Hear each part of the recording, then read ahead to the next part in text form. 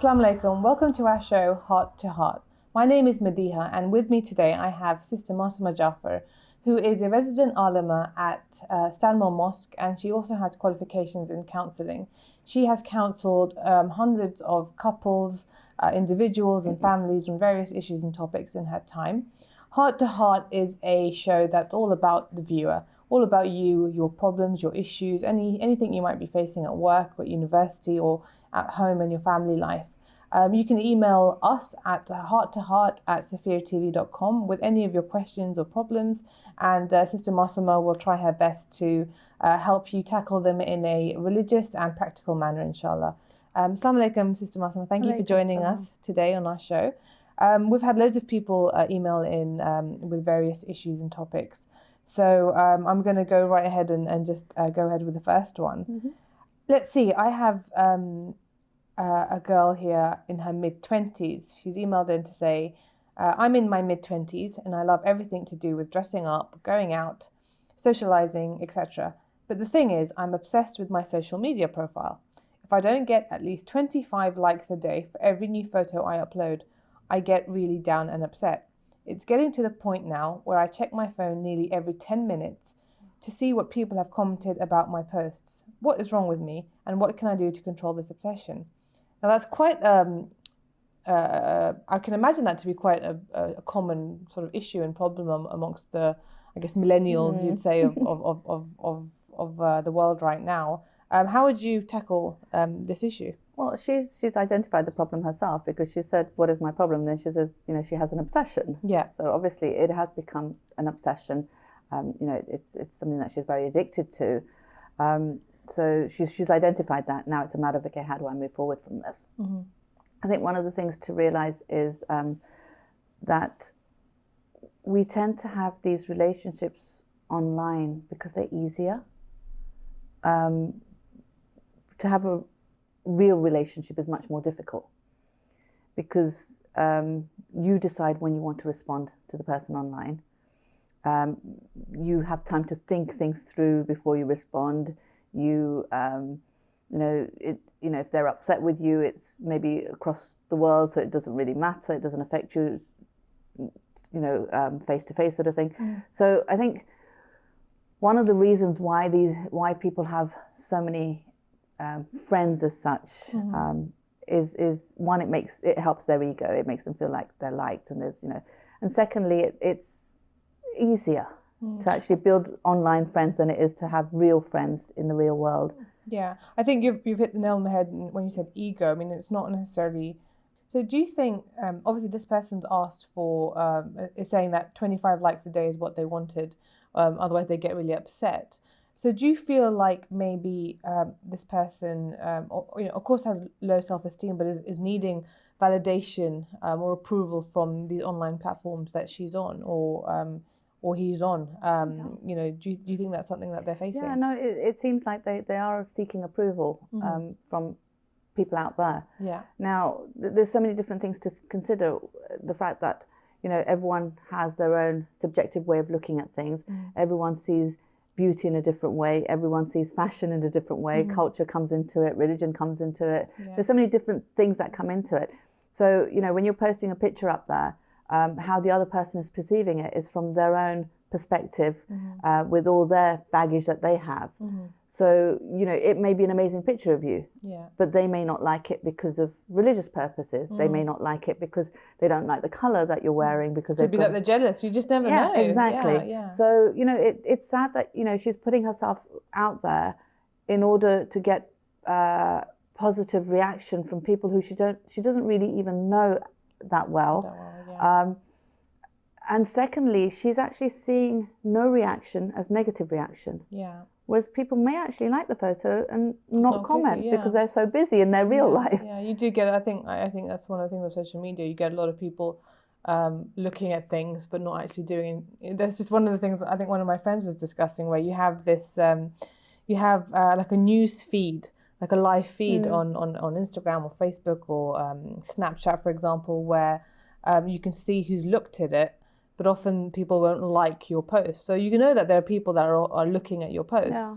but they're not giving it a reaction, which, as you said, some people say, if they're not liking it, that means that it's negative, which just isn't the case. True, Sometimes people just don't like to interact on exactly. or engage on. Or maybe they're just too busy to interact, or maybe they're still trying to figure out what they think of that. Yeah. And it seems very much, she seems very much into the ways that she looks. So she talks about the beginning of dressing up and going out, socializing. Yeah, socializing, going out and everything. And again, I would maybe sort of flag up the hijab aspect here. In where does her idea of hijab come into it? And again, hijab is very, very subjective. I don't know whether, by the way, it's a man or a woman. It could. I mean, I'm not going to make the assumption, but but again, hijab comes in for both men and women, so it really doesn't matter. But I think I'll stop saying she, because I'm assuming that it is a she, but it doesn't have to be. But I think my outer being, the way I look, should not dictate my emotions and my feelings. And to this person, it seems to. So much so that not even what they think of their own outer being, but what others think of their outer being. So I think that's quite a dangerous route to go down, because your emotions are dictated, the way you feel about yourself, whether you're happy or sad, are dictated by what others think of the way you look, rather than the person you are. So it's not about, and that's the beauty of hijab. It takes away the looks, and it's more about who I am and what I'm saying. About your mind and the person. Yeah, exactly. So you're saying if this person was confident in themselves, then whether they got 0 likes or 100, it shouldn't really make a difference to them. I think there's lots of different things that come into play here. One is the confidence level. Yeah. 2 is actually building real relationships. So they actually have people, because again, we're social creatures, and we need to have that interaction with other human beings. So having real relationships where people are actually telling her that she's an amazing person, because you've got friends around you who sort of say, I'm your friend for a reason. I wouldn't be your friend if you were, if there wasn't anything to you, sort of thing. So having real relationships is really important. Having a relationship with God, to build that confidence, and also to sort of understand where the limits of hijab are. So she's not crossing those boundaries, or he or she is not crossing those boundaries. And it's not about sort of, just my looks and the way that I come across, and trying to, because that's really dangerous as well, because what you'll try to do is just keep pushing the boundaries and pushing the boundaries. And then what you're doing is you're trying to get other people to accept you for the way that you look. And you may then decide to sort of go against your hijab in order to just get that acceptance as well. So there's a lot in there. I suggest, on a practical basis, now that the person has identified that there is a problem, maybe try to cut it down. I think to go cold turkey might be a bit difficult. So maybe sort of, instead of checking their profile every 10 minutes, maybe at the beginning do it to half an hour. Or 20 minutes yourself or something. To sort of leave your phone on the side and not check it. And then sort of, and also before actually looking at your profile, maybe just sort of grounding yourself, sort of telling yourself, that you're an amazing person. It doesn't matter what anyone else thinks. Maybe switching on, your mobile phone or whatever device you have with a Bismillah. So again, connecting yourself to the Creator rather than to the people there. So, just grounding yourself before you actually look at your profile, then it won't be such a superficial act. But also I think if you're putting yourself, don't put yourself in a position where you would become disappointed if you don't get those 25 likes. If you're putting a photo up, then you're almost setting yourself up for disappointment if you don't get those likes. Whereas if you don't put it up at all, if it affects you that much, if you don't put it up at all, then you're setting your own expectations. But again, I think that has to come slowly, because it's that approval that she's requiring. That's why he or she is putting the photo up there. Again, I think maybe cutting down the number of photos that you put up there, slowly. Again, doing it on a gradual basis. Gradual basis is really, really important. Also, I think one of the things maybe we need to discuss here is the idea of social hijab. Hijab on the internet and so forth. I think people tend to forget that there is a hijab there as well. You know, I've seen girls who've put up photos of themselves without hijab, who are hijabis. Oh, okay. Because it's not real, so it's fine. They're not seeing me in real time. Again, that's not how it works. Or even not being aware of how your hijab is being compromised. So, you know, and I suggest, you know, all the viewers to actually take out their phone and have a look at their own profile picture and see whether your hijab is being compromised. You know, sometimes our arm is showing a little bit of our hair is showing, you know, the outfit is a little bit tight, or, you know, we're sitting with our, you know, with our legs crossed and our feet are showing, we've got no socks on, you know, things like that. Again, you know, it's like, yes, our hijab is compromised at the time that we're doing it, but when you put it online, it's for everyone to see all the time. And what you're saying is, hey, I'm okay with disobeying Allah. I'm okay if my hijab is not perfect. I'm okay with, you know, and it's that awareness is really, really important. So, you know, even the conversations that we have online, again, a lot of people are a lot more inhibited when they're talking online. They're sort of, you know, that sort of line that's normally there when you're talking to face is not so much there, because you're in your own bedroom and you're quite relaxed, and some of the things that you may say would be against your hijab as well. So, you know, these are things that we need to be careful of. Absolutely. Great. Okay. So move on to the second question that we've got today. I've got someone here that said, I'm in my mid-40s now and I want a career change. I've been working for the local council for about 15 years and I want to move on. However, in the past few years, I've become more religious, so now I have grown a beard. But since attending interviews as part of my career change into the banking sector, I find I'm being met with a lot of hostility and suspicion, even though it's very subtle. Should I stay in the public sector and just get by, or get rid of my beard and enter the corporate world? I want to be a good role model for my children and younger siblings. First and foremost, alhamdulillah, that, you know, he's got to the stage where he's now keeping a beard. That's something to be proud of. That's something, you know, great, good on you.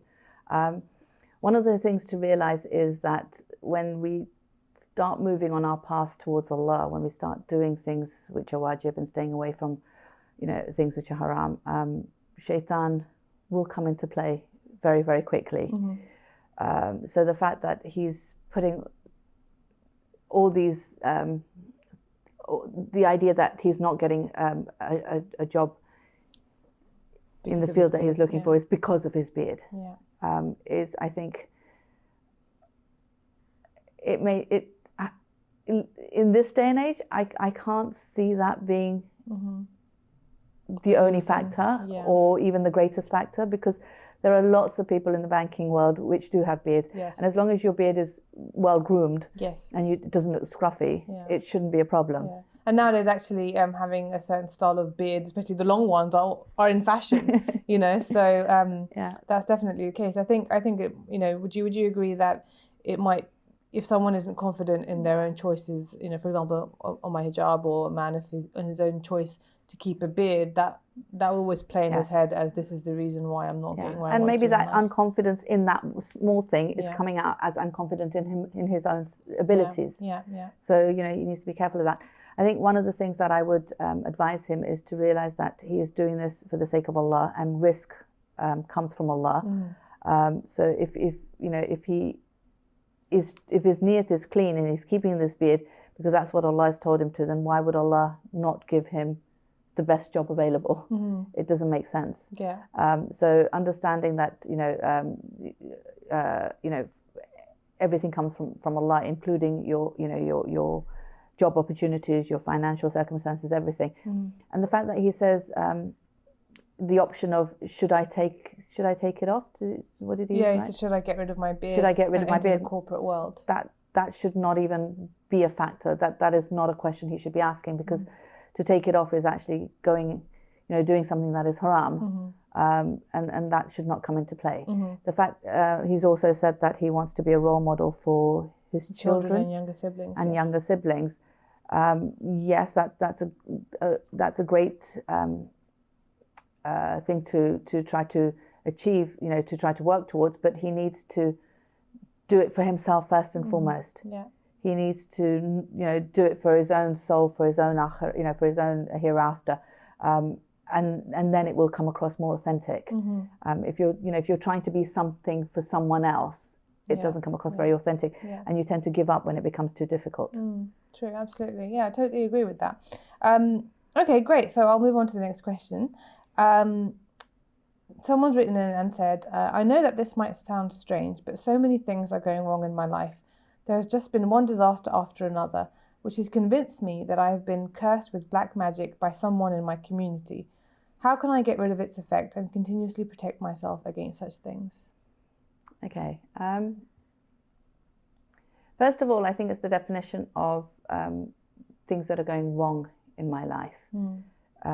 Sometimes what we perceive as something that's wrong or bad or is actually good for us.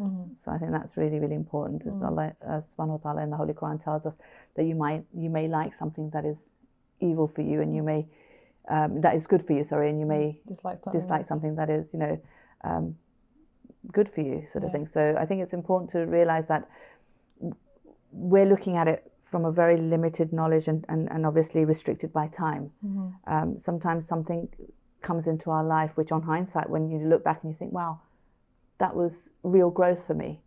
It's like the English saying, what doesn't kill you makes you stronger. Yeah. So and you see those people who have a really strong personality, who are who've really made something of themselves, is because of the trials and tribulations that they've gone through in their life, because that's what builds you as a character.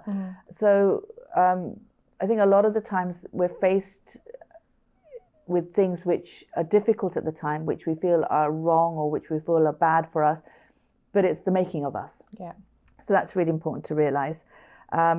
And sometimes we want something which is not good for us, or sometimes something's taken away from us because it's not good for us. So God's not taking it away because as a punishment. He's taking it away because that's not helping me in my growth. So out of love, He takes it away. For example, if I have a child and I give a toy to a child, and the child gets so engrossed in that toy that he or she does nothing but play with that toy. They refuse to eat, they refuse to go to sleep, they refuse to go to the bathroom. As a loving parent, I will take that toy away, not because I want to punish that child, but because I need them to understand that there is more to life than this toy. And again, God may choose to do that for us when we get so engrossed in something that we forget that He is the one that we're supposed to be focused on, that He is supposed to be my compass. He is the one that I'm supposed to be connected to. Then He may choose to take it away just in order to refocus me back to Him.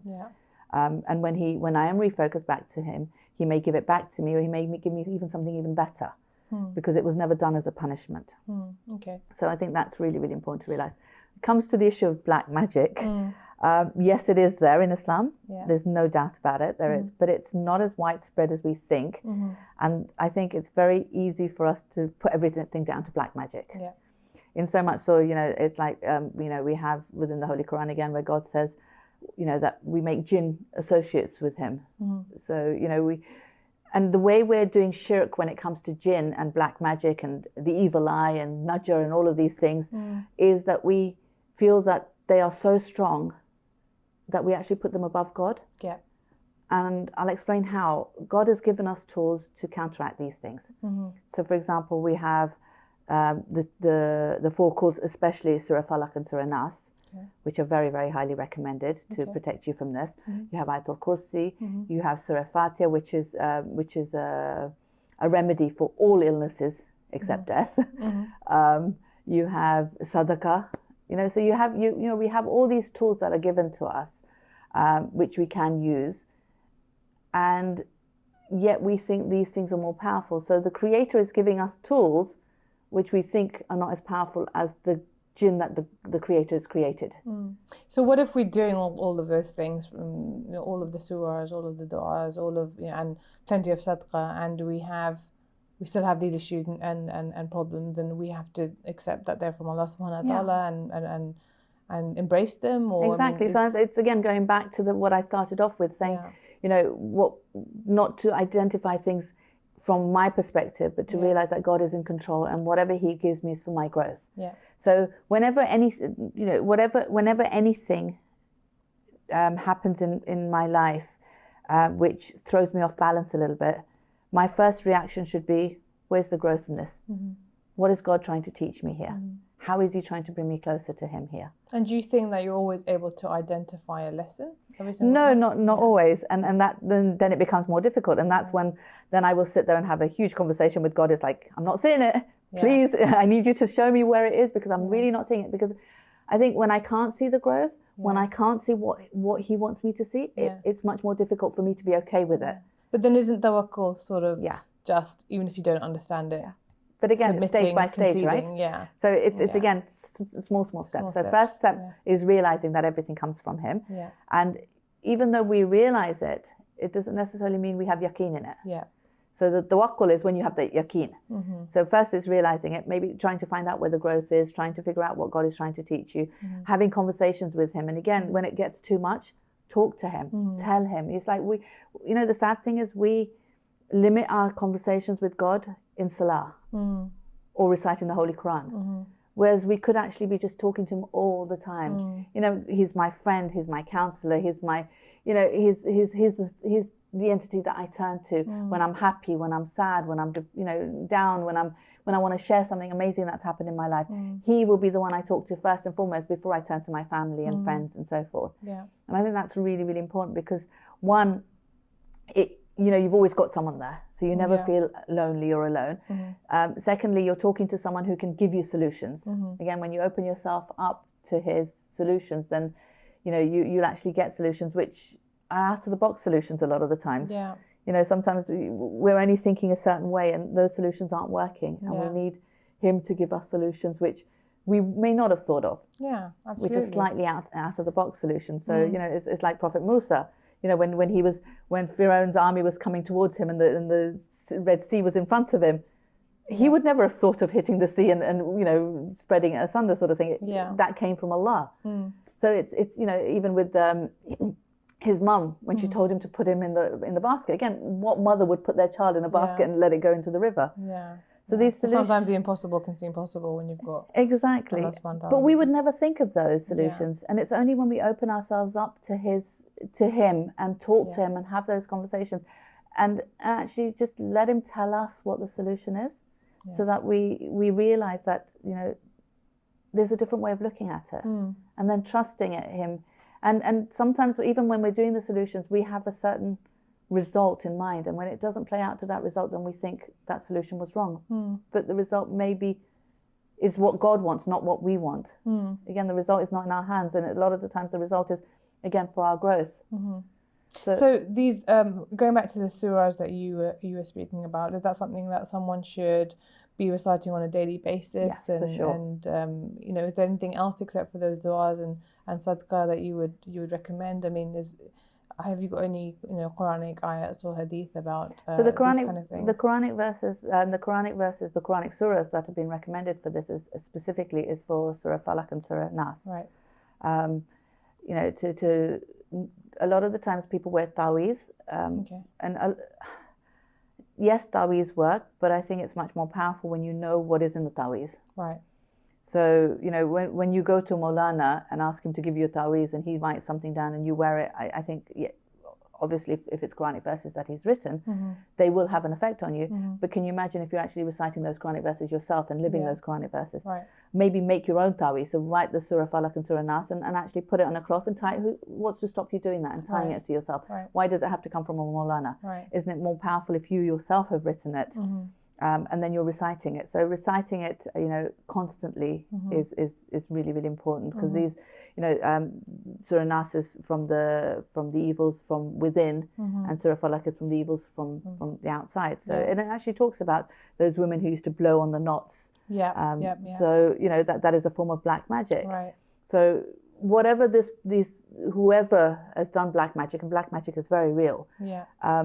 It's not as strong as the surah that you would recite to counteract that. Absolutely. The problem is when we recite it, we don't have yaqeen on it. Yaqeen on it, yeah. And when we don't have yaqeen on it, when we don't have that trust and certainty on it, it then it can't play. Yeah, exactly. Okay. So it's having that sort of, yes, I'm sure this is going to work. Yeah. And the sad thing is, as we get older, the less certainty we have in these things. Yeah. When, It's almost ritualistic then sometimes, isn't it? Yeah. And I think, you know, when you see children and when you teach it to children, the way that they recite it, and, you know, they're so sure it's going to happen. Yeah. And it always happens for them. Yeah. You know, it's like when they pray for something, and it's like, Yeah. why are you told, you know, ask children? And we're told, oh, ask them because they've committed less gunas. Honestly, yes, that's maybe part of it, but it's not, it's because they are certain that God's listening to them. Yeah.